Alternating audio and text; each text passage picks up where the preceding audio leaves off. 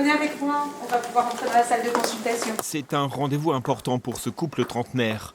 Après 3 tentatives d'insémination artificielle, la jeune femme consulte pour la première fois dans l'espoir de profiter d'un don d'ovocytes.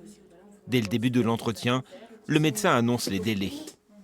Alors actuellement, on a à peu près des délais qui se sont rallongés à cause du Covid, donc on est plutôt sur du 2 ans et demi, 3 ans d'attente. Difficile à entendre, mais pas de quoi décourager le couple.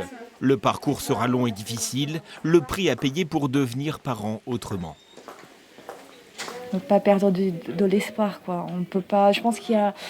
On fait le deuil de la fertilité ou de non-fertilité, mais on n'a pas fait le deuil de la maternité et de la parentalité, en fait. Dans ce service de l'hôpital Jeanne de Flandre, l'un des plus importants en France, près de 130 couples attendent un don d'ovocytes. Tous dépendent des donneuses, mais le service n'en compte pas plus d'une 60aine par an. Pour les couples receveurs, c'est vraiment difficile et on est très content d'avoir de nouvelles donneuses.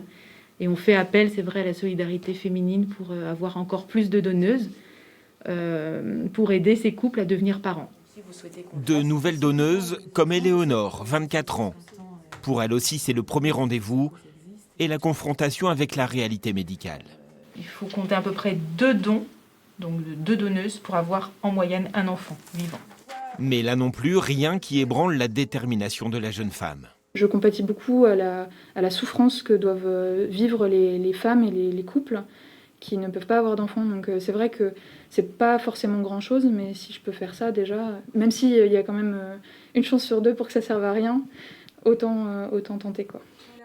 Pour être donneuse, une femme doit avoir entre 18 et 37 ans, avec ou sans enfant, et être en bonne santé.